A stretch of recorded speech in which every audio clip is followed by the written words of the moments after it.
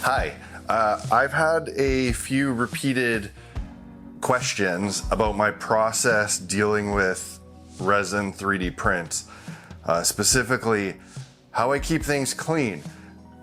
I'm not an expert, but I have managed to keep a fairly clean workstation for resin printing, and I've printed several hundred minis, so I guess what I'm doing works, although I'm not doing anything special. I just try not to be sloppy, but I'll show you how I go about things. First of all, I always glove up.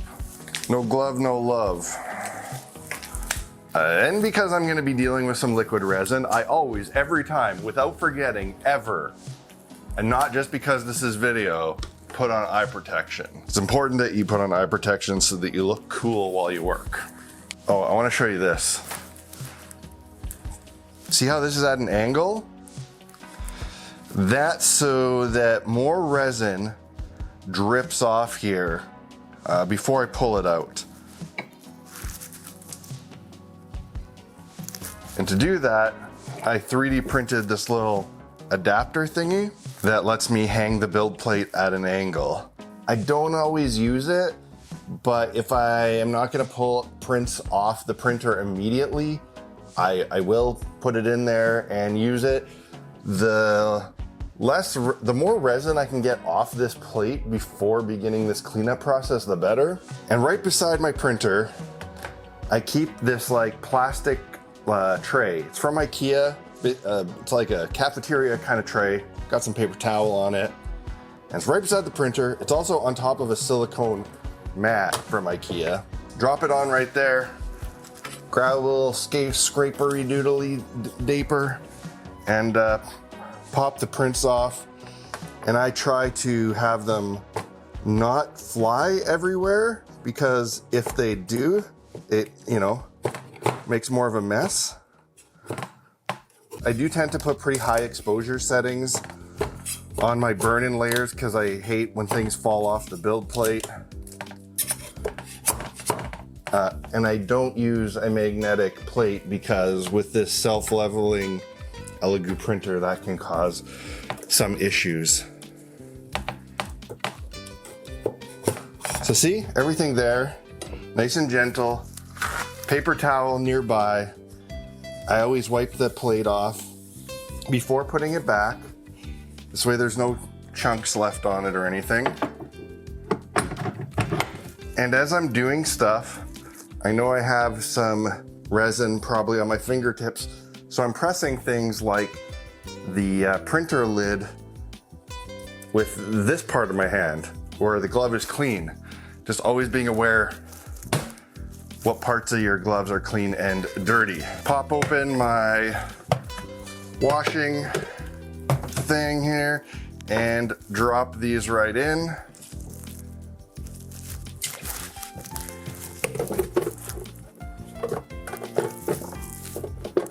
Cover it, set it for a bunch of minutes. I usually put 7 or 8 minutes. And while that's going, I clean up this stuff. Wipe off this scraper and clean up this tray. And I got no drips outside of this tray. If I did, I use a little spray bottle of isopropyl alcohol and I clean stuff up with that.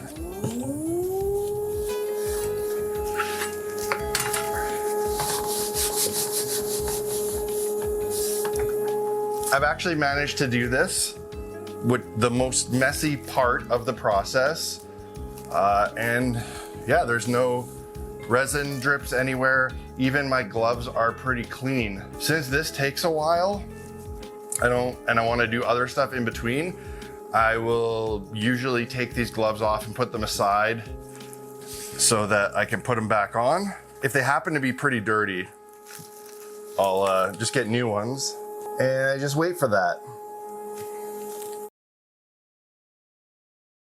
Hey, I just want to take a second to tell you about the sponsor of this video, Squarespace. They are my go-to all-in-one website creation and hosting tool. I run 3 websites and I run every single one of them using Squarespace. Since making my first one, it's become my go-to when I need something new. I can't think of a faster way to make a site and get it up and running and host it on the internet. They've got a bunch of great tools, tons of templates to get you started, to get the basis for your design, AI tools to help you with some of the wording on it, and everything is super easily customizable. Whether you know how to do that sort of stuff or not, it's all drag and drop, and everything you customize for the desktop website automatically gets formatted for mobile use, which is great. You can set up a web store, you can sell courses, really great for e-commerce in general. They also offer their own easy payment system, which is awesome. And if you need a website and you're considering your options, go check them out. You can start an account for free. And once you know that you like the system and you're comfortable with it and you want to proceed,